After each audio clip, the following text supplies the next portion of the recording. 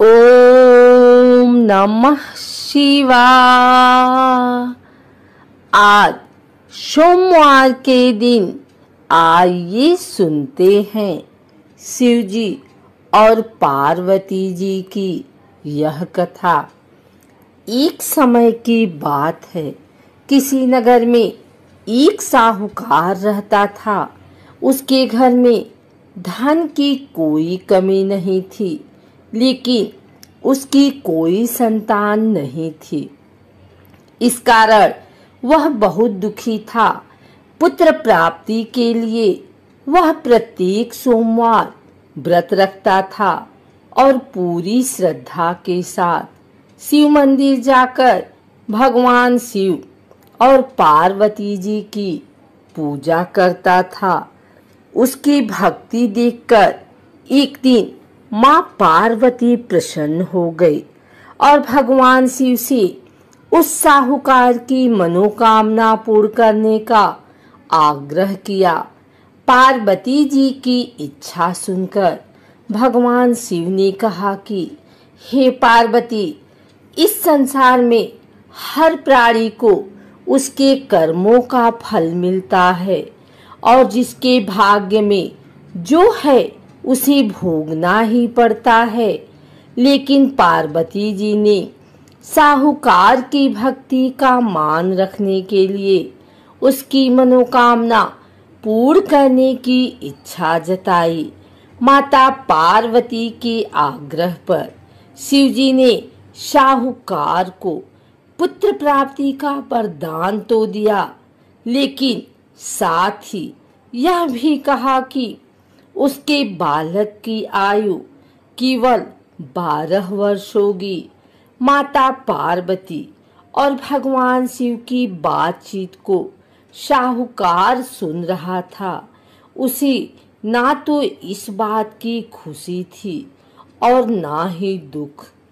वह पहले की भांति शिव जी की पूजा करता रहा। कुछ समय के बाद साहूकार के घर एक पुत्र का जन्म हुआ। जब वह बालक 11 वर्ष का हुआ तो उसे पढ़ने के लिए काशी भेजा गया।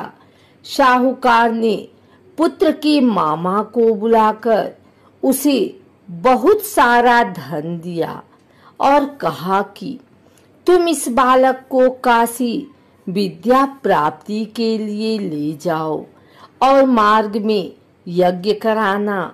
जहाँ भी यज्ञ कराओ वहाँ ब्राह्मणों को भोजन कराते और दक्षिणा देते हुए जाना। दोनों मामा भांजे इसी तरह यज्ञ कराते और ब्राह्मणों को दान दक्षिणा देते काशी की ओर चल पड़े।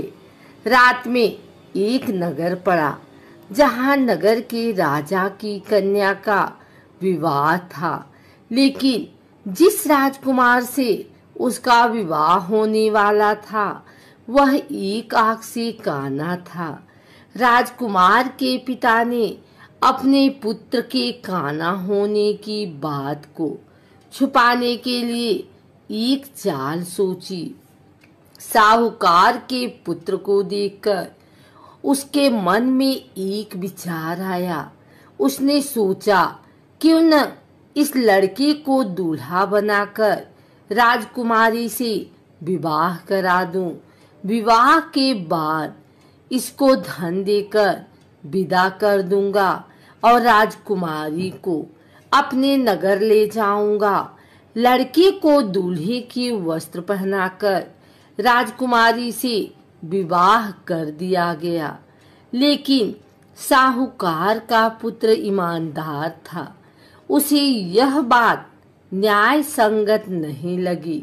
उसने अवसर पाकर राजकुमारी के चुन्नी के पल्ले पर लिखा कि तुम्हारा विवाह तो मेरे साथ हुआ है, लेकिन जिस राजकुमारी के संग तुम्हें भेजा जाएगा वह एक आंख से काना है। मैं तो काशी पढ़ने जा रहा हूँ। जब राजकुमारी ने चुन्नी पर लिखी बातें पढ़ी तो उसने अपने माता पिता को यह बात बताई। राजा ने अपनी पुत्री को विदा नहीं किया, जिससे बारात वापस चली गई। दूसरी ओर साहूकार का लड़का और उसका मामा काशी पहुँचे और वहां जाकर उन्होंने यज्ञ किया। जिस दिन लड़के की आयु 12 साल की हुई, उसी दिन यज्ञ रखा गया। लड़के ने अपने मामा से कहा कि मेरी तबीयत कुछ ठीक नहीं है। मामा ने कहा कि तुम अंदर जाकर सो जाओ। शिव जी के वरदानुसार कुछ ही देर में उस बालक के प्राण निकल गए। मृत भांजे को देख उसके मामा ने विलाप शुरू किया। संयोगवश उसी समय शिव जी और माता पार्वती उधर से जा रहे थे। पार्वती ने भगवान से कहा, स्वामी, मुझे इसके रोने के स्वर सहन नहीं हो रहा। आप इस व्यक्ति के कष्ट को अवश्य दूर करें। जब शिव जी मृत बालक के समीप गए तो वह बोले कि यह उसी साहूकार का पुत्र है जिसे मैंने 12 वर्ष की आयु का वरदान दिया। जब इसकी आयु पूरी हो चुकी है, लेकिन मातृभाव से विभोर माता पार्वती ने कहा कि हे महादेव, आप इस बालक को और आयु देने की कृपा करें, अन्यथा इसके वियोग में इसके माता पिता भी तड़प तड़प कर मर जाएंगे। माता पार्वती के आग्रह पर भगवान शिव ने उस लड़के को जीवित कर दिया। शिव जी की कृपा से वह लड़का जीवित हो गया। शिक्षा समाप्त करके लड़का मामा के साथ अपने नगर की ओर चल दिया। दोनों चलते हुए उसी नगर में पहुंचे जहां उसका विवाह हुआ था। उस नगर में भी उन्होंने यज्ञ का आयोजन किया। उस लड़के के ससुर ने उसे पहचान लिया और महल में ले जाकर उसकी खातिरदारी की और अपनी पुत्री को विदा किया। इधर साहूकार और उसकी पत्नी भूखे प्यासे रहकर बेटे की प्रतीक्षा कर रहे थे। उन्होंने प्रण कर रखा था कि यदि उन्हें अपने बेटे की मृत्यु का समाचार मिला तो वह भी प्राण त्याग देंगे। परंतु अपने बेटे के जीवित होने का समाचार पाकर वह बेहद प्रसन्न हुए।